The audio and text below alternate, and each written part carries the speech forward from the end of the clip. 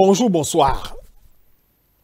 On ne parlera de véritable développement pour l'Afrique que si les Africains se regardent à l'écran. Digongue Pipa. En réalité, ce soir, je crois qu'on a eu un outil.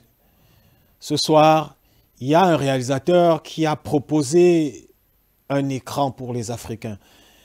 Connaissant l'homme, moi je crois que s'il voulait présenter quelque chose de très européen, l'homme, il avait les moyens de le faire. Je pense que le cinéma africain aujourd'hui devrait se retourner vers sa propre culture, exactement comme le réalisateur de ce soir nous l'a proposé. En regardant ce film, j'ai pensé à mon oncle à Bafoussam. En regardant ce film, j'ai pensé à certains vendeurs de terrain de la ville. Donc du coup, je conclus que si un Camerounais naît en 2200 et qu'il veut connaître comment se sont passées les ventes de terrain dans cette ville, seul ce film pourra lui servir de repère. Si un Camerounais arrive sur cette terre en 2300 ou 2500, je ne sais pas à quoi ressemblera le Cameroun parce que vous et moi, on ne saura plus. Seul ce film, le boutiquier du quartier, pourra lui dire à quoi ressemblaient les originaires de l'Ouest Cameroun. Oh là là, c'est sûr, c'est sûr.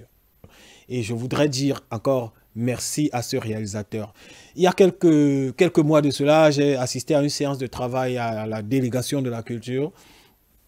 Et il y a un réalisateur de cette ville qui déplorait le fait que les réalisateurs camerounais ne ressortent pas leur culture dans leurs œuvres.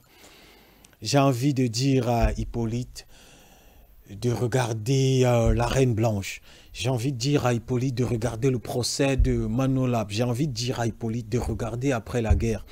Véritablement, j'ai envie de dire à mon collègue de regarder Diab Makon de André Yumbisi. Donc, les Camerounais ressortent la culture camerounaise à leur manière. Le problème est ailleurs. Le problème du cinéma camerounais est ailleurs. Ce n'est pas dans la capacité des réalisateurs camerounais à ressortir la culture. Ce n'est pas dans la capacité des réalisateurs camerounais à produire des bons films. Et là, je voudrais dire chapeau à l'équipe technique. Je suis très proche de certains d'entre eux, dont la qualité du film ne m'a pas surpris. Mais je ne m'arrête pas là. Je voudrais quand même un peu tirer à boulet rouge.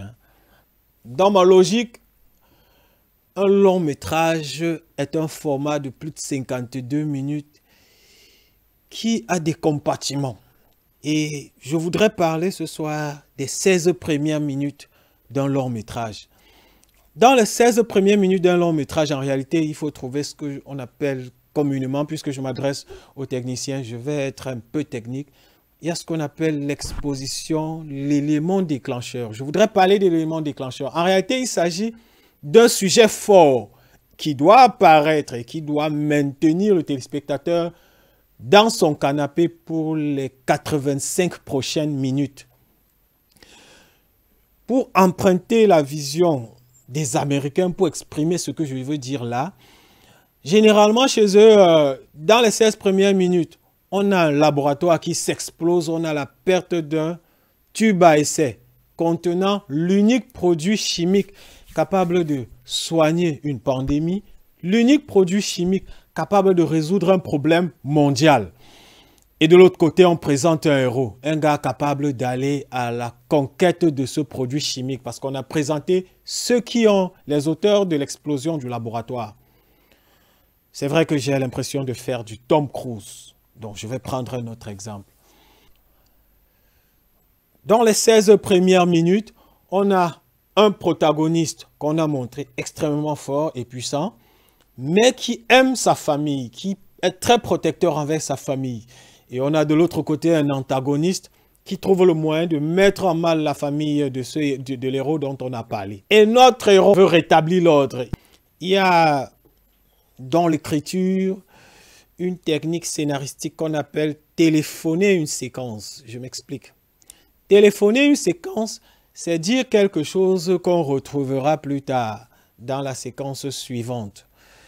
Souvenez-vous, chaque fois dans les films que vous avez vus, si quelqu'un dit dans le film que je vais aller passer mon examen et aller en classe supérieure, c'est parce que quand il ira pour passer son examen, il ne réussira pas. Si je dis dans une séquence que quand j'avais 16 ans et que je suis arrivé à Douala, je faisais du pouce-pouce, on me voit à 16 ans en train de faire du pouce-pouce. Je reviens dans ma vraie vie, je dis, et à 22 ans, j'ai fait du benskin. On retourne dans mon passé, on me voit à 22 ans en train de faire du benskin. Non, non, non, c'est de la répétition en réalité. Non, on est d'accord que c'est la répétition. L'information est déjà passée, on pouvait aller à autre chose. C'est cette hypercute que je voulais envoyer à l'équipe technique. Mais pour ceux qui n'ont pas été là ce soir, c'est vrai que vous avez perdu beaucoup de choses. Mais je connais la grâce et l'amour de notre réalisateur. Je continue de croire qu'il trouvera un moyen pour servir au grand public cette œuvre que nous avons vécue ce soir. Parce qu'on n'allume pas une lampe pour la mettre sous le boisseau. Celui qui ne sait d'où il vient ne peut savoir d'où il va.